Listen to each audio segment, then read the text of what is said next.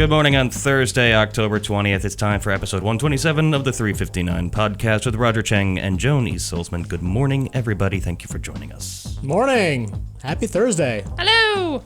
The week's almost all over. It's gone by so sudden. quickly. I'm going to make a supercut of you going, Happy Thursday, the week's almost over. Do it. I want to see that. No, I don't. 127 versions of it. And I would be amused by every version. I amuse myself. Careful. I know. Your face makes me laugh too, There Roger. you go. Funny, my wife says the exact same thing. All right, well, yeah, happy Thursday. It's great to have you. We've got another busy show.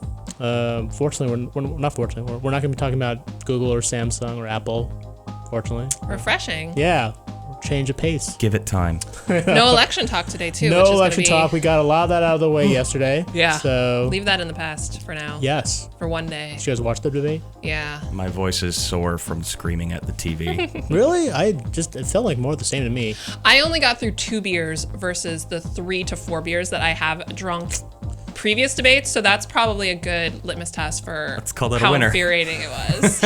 Well, my wife and I were watching them on different YouTube streams, and they were like way out of sync. So she'd like come in like, "Did you hear what he said?" I'm like, "What? I'm on another question." Why were you watching in different rooms? Because she was pumping in her room, and I was on the living room. Yeah. All right, and that's it on the political Right, side. right, yeah, okay. We promise. We promise. Sorry about that. Broke our We're promises not and talking about committed. politics at all anymore. Instead, we'll be talking about Tesla pushing its self-driving hardware. We're going to be talking about the new Nintendo Switch.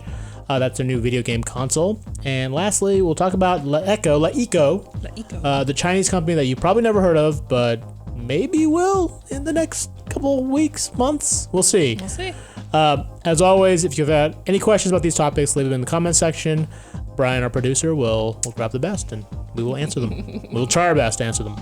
Try. So let's do it. All right, let's start this podcast in 3, 2... Welcome to the 359, where we talk about the top tech news of the day and all the crap we want to throw in. I'm Roger Cheng. And I'm Joan E. Salzman. So self-driving cars are almost here. Tesla said yesterday that it will make a new suite of self-driving hardware standard for all new models starting in 2018. So that puts the company in a clear path for true autonomous vehicles. So Joan, are you ready for self-driving driverless cars to come pick you up and take you around? I mean, who doesn't want a driverless car to pick you up, to drop you off at your office and then park itself? That's Right. what the video they released the other day kind of showed, this blissful future. But the thing that's holding it back is the fact that, Tesla itself said that even though the hardware is going to be in all the cars it's producing from here on out, you won't be able to use it for who knows how long. It's going to be unlocked later on via some sort of software update or something. Right, Yep. because they have to do a lot, like millions of miles of road testing. And we're also, everybody, Ford, Google, Tesla, doesn't matter who, everybody that's making these cars is waiting for regulatory approval. Yep, definitely. And there's still a lot of concern out there, right? There was an incident earlier this year in Florida, the fatality. That involved autopilot in a Tesla vehicle. So there have been concerns. Definitely. And so, I don't know, like I'm definitely ready for that. Just self-driving car. I hate driving in traffic. So, and with the fatality kind of goes to show so many people are killed in vehicles every single day, and it's natural to be wary of a new technology. But the whole reason that a lot of Google, for example, is pursuing self-driving cars is because it can be revolutionary to safety if it's done right. Yeah, taking out that human error. Yeah, exactly. If every car on the road is a self-driving car or uses AI or whatever, autonomous driving, it is definitely a lot more safe. And that's sort of the dream. But I don't know. We'll see.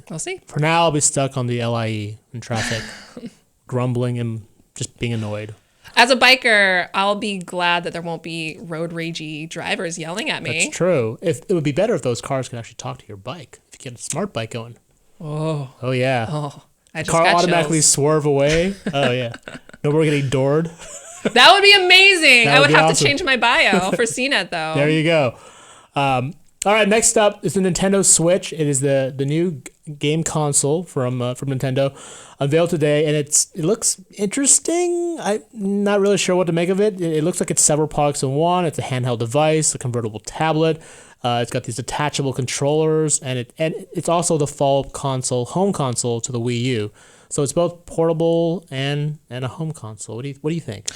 Well, I'm gaming isn't my forte, but it seems like it's a refreshing concept. At least it's Yeah, something for new. sure. It's you can say different. that about it. It's different and new. Yeah, and you know what? When the original Wii came out, that was new. That was very different, and Right. that became a huge hit. The Wii U was also very different with this tablet thing that came with the system. That was not so successful, and it's a little weird to me. I'm looking at the concept video now, and it's strange.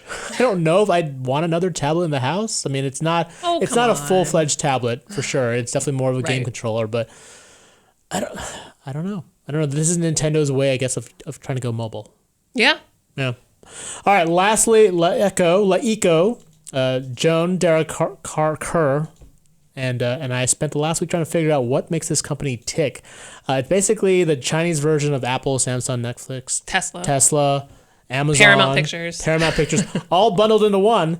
And they had this huge, splashy 2-hour event to unveil a couple of products. The key things, though, a huge 85-inch TV for $5,000 and a premium phone for $400. These are pretty eye-opening prices for what I think are high-end devices. I mean, are you interested? They're not the kind of devices that are going to make me switch from what I already have. Right. Partly because I don't have, as a U.S. consumer, my familiarity with LeEco is purely through having to cover it as a journalist. Yeah. I don't have the affiliation with the brand enough to be like, oh yeah, I know them, I can trust them. I'll drop $5,000 on a website. Yeah. Right. Yeah. I mean, that's I think the biggest challenge for this company. They're huge in China. They're big sort of entertainment company as well, streaming video, streaming content. They will be launching a streaming service here in the U.S. to pair with these devices, but I don't know if that's going to be enough. I'll see. For more about these stories, check us out on CNET. I'm Roger Chang. I'm Joni Salzman. Thanks for listening. You said this is Nintendo's way of getting into mobile, and you realize that they've had the Game Boy since 1986. It's a different concept it's of a mobile. different concept. It's like a full-fledged They console. invented mobile gaming. All right. Besides like Tiger Electronics, there was the Game & Watch. Well, my argument is it's the full console experience on mobile. What I'm curious about with this new Nintendo concept is, are they going to discontinue the 3DS, 2DS support, or will they okay, maybe discontinues the wrong word, but will there be another strictly mobile system launch to pair with this, or is it just like, no, Nintendo's like, here's the thing, here's your Nintendo. That would be bold if this were like the one thing that sort of rules them all, but I don't know, the DS franchise, their actual portable gaming franchise, like right, there's entire separate versions literal of portable gaming franchise IPs. It's way more successful than their home consoles, so it's just kind of hard for me to see them giving up on that. It's just such a cash cow for them. Yeah, it's just a thought that kind of popped into my head as soon as I saw this morning. So we have a question. So what do you think of that court in Germany that said to stop using autopilots? Oh, yeah, that's right. That they've ruled that Tesla can't use the term autopilot in the existing cars, though. And why is that? Basically, I think it just it overstates the claim that it's actually autopilot, that it's driving by itself. And that's the concern. That's I think fair. and I think that's For the status that it's at right now. Yes, exactly. Like, it's not really autopilot. I mean, it's a cool name for it, but Semantics. Yeah, but I mean, I think it overstates the capabilities of the car. Fair enough. It's more of a marketing case than anything else. Germany just does not like buzzwords. They're more straight-laced. They're pretty serious. Serious bunch. Here's a funny thought. Will SpaceX ship be self-driving? That is a bold thought. You know what? It's Elon Musk. I wouldn't rule out anything from him. Yeah, no kidding. Let's see, looking for more. Are you guys going to try the Nintendo? We were talking a little bit about gaming before we come in here. I mean, I'd like to try it out, for sure. I mean, but I haven't... I mean, like I was saying, the last Nintendo console I had was the N64. It's been a while. Do you think Pokemon Go could have some sort of element to Switch? I don't know. They are kind of riding high with... Well, kind of, although Pokemon Go's kind of died out. But Pokemon went. No, it's a different developer. Maybe they could bring it in-house. I don't...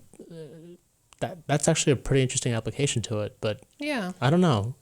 Part of it is I don't know what the actual specs are for this habit. Like, does it have GPS? Does it have its own location tracking? Or is it just a portable gaming system like a DS? Right. I don't know. That's a lot under one hood, though. It is. Interesting to see where it's going. They got to give it to Nintendo for innovation, though. It is unique. Yeah. Yeah. Truly unique in a landscape that doesn't have a lot of unique. Yeah, we always talk about this issue, or we're always complaining about the fact that there's little innovation going on. There are few companies trying different things, but when like a company does try something different, we're like, it's too weird. It makes me feel weird. Yeah, no. Go back to my iPhone. It's nice and safe.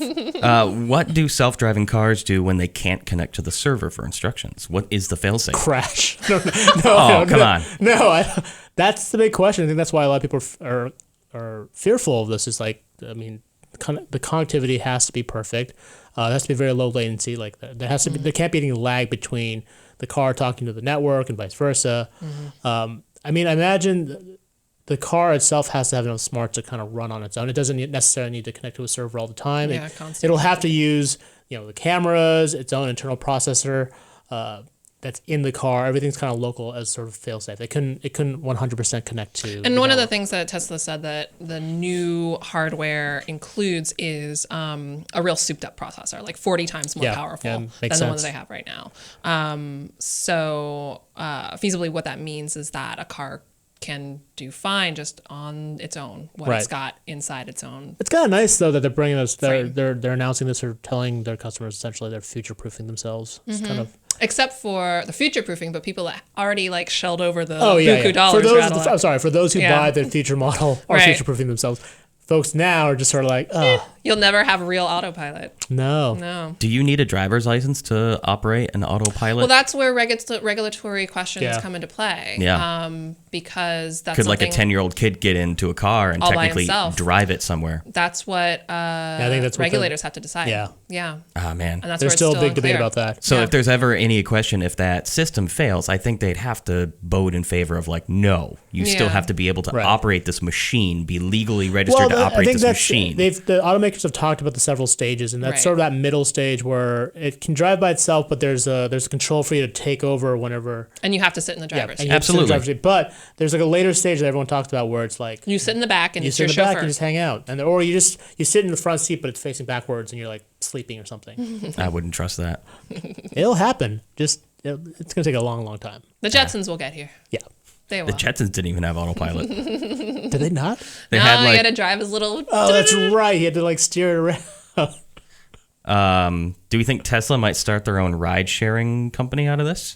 Oh, that's an interesting question. I don't know. Speaking of LeEco, I mean, they've also pushed a self-driving car, and one of the models that they talked about was a potential ride-sharing deal. I mean, they're also an investor in Faraday Future, which is also another self-driving electric car company startup, and they've definitely talked about ride-sharing as a potential. I mean, it makes sense, right? Like, not everyone can afford a self-driving car, but if they wouldn't partner that out to Uber or Lyft or somebody. They'd start their Uber, own. I mean, Uber's already doing it. And Lyft is working with Ford.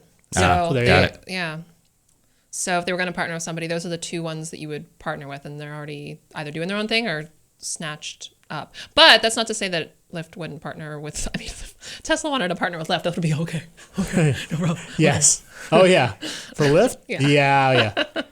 It's astounding. Like we've gotten to that point where we have so many distracted drivers, and instead of like saying shut down your damn phones, stop playing Candy Crush when you're driving, they say other we're just going to make robot cars so you stop Right. killing yourselves. Right. Well, because we're not going to give up our phones. No. Oh my god. That's just the way it is. It's kind of pathetic though. Come on. Like I enjoy. But I'm at level my phone 50 as and much I as have anyone to else. get. No, I know. But that kind of brings up an interesting concept with the self-driving car idea. Like we're not going to give up our phones. There's a lot of people that don't want to give up their steering wheels. They like definitely. driving. I mean, the day-to-day mundane, getting to work, getting home, that's stuff that almost everybody's like, get it out of my life. Yeah. But there's so much car driving, especially in America. It's such an intrinsic element to the cultural I mean, experience. I love my old road trips. That's one of the things I miss the most after I moved to New York City. So I had to get rid of my car. But that's one of those situations where point. you could rent a car or. True, but I mean, like a couple weekends ago, I had to go to a wedding, so I drove about 1,000 miles all over the state, and it was just fantastic. It was cathartic. It was therapeutic, and I don't want a robot taking that away from me. Right. Not that it's going to be mandated. I don't foresee that being like your car has to have this feature in it. It'd be opt-in type situation, but it's like I would never want it. But it's significant in terms of consumer appeal. Mm-hmm. For sure. Absolutely. Yeah. It's interesting though. Here's another security question: does Tesla have encryption on the car? What happens when people start hacking your car? I mean, I'm sure there's Into the lake. I'm sure the processor definitely has some level of encryption. I mean, that was sort of a headline from last year. I think it was Jeep that got hacked, but it was not a self-driving car, but it was just a smart car that got hacked. I think there's still a lot of work that needs to be done with automakers thinking about security and just embedding that into the systems in whole, not just self-driving with smart cars. But yeah, I can't speak specifically with Tesla though in terms of what their security measures are. Someone in the chat's bringing up things like, ships and planes. They have large elements of self-automation, but it's like there's not a lot of traffic in the sky. Yeah. It's different. It's very different. Still looking around for some more questions and there's a comments. difference in terms of even where you're driving, right? Like if you're on the freeway or if you're out like in the countryside driving, autopilot works perfect. If you're in New York City, you're pretty much dead. So, it's just a lot of it's context on where you're driving to. Very true. And one more thing about the how is it? LeEco? LeEco. Yeah, LeEco. So I'm a little lost on it myself, and I'm not seeing a lot about the chat regarding it. But okay, what the hell is it? So it just sounds like a big conglomerate. It's a gigantic company in China. It is a conglomerate in the sense it's different than a conglomerate because usually what that means it's like one company gets really, really big and they start buying up all these other little things and they become a gigantic like monstrosity or behemoth or whatever you want to call it. Isn't LeEco? No, LeEco started as basically like a Netflix or YouTube and became a gigantic entertainment online video platform. And from there, it expanded into making films. So it's the third biggest film producer in China, just like Disney would be here. And that upcoming movie, The Great Wall, with Matt Damon. It's a co-production. It's co-production. I thought that was Trump. I'll see myself out. No politics. We were supposed to not talk about politics. We've had two. I didn't say anything about politics. It was about a wall. All right, that's okay. All right. And then from there they've moved into devices and like cloud hosting servers. Yeah. But it's a weird thing to bring over to an uninitiated U.S. audience because what you have is this Chinese company that you're unfamiliar with, and you're like, well, wait, what is it? Just your reaction. Like, yeah, to me, it sounds like movies, they make cars, they make bikes. It sounds kind of redundant. Like we already have all of this. And that's the other problem. It's a saturated market where part a of the lot problem, of those needs are I think addressed. what they're trying to fight is this perception that Chinese companies make cheap products, which they're not really helping themselves because their products are cheap, but they're like nice, I guess. But the thing of it is, they're like one of many Chinese companies bringing out phones that are affordable or TVs are affordable. Sure. And they don't have. You have to buy them through their own site, so they don't have any actual distribution beyond the La Mall. Everything has to be La something. Rewards. La Rewards. La shut up. Yes. So that's also the problem. Like beyond the fact that no one's ever heard of them, that you can't go to like a Best Buy and see it. Or you can't go to a Verizon store and check out the phone. You have to go to the site and it requires like trust. Said, sight unseen buy this product. That's like $5,000 product. All right. I think that's probably a good place to leave it off. All right. We'll be back tomorrow where we'll talk about. No, we won't.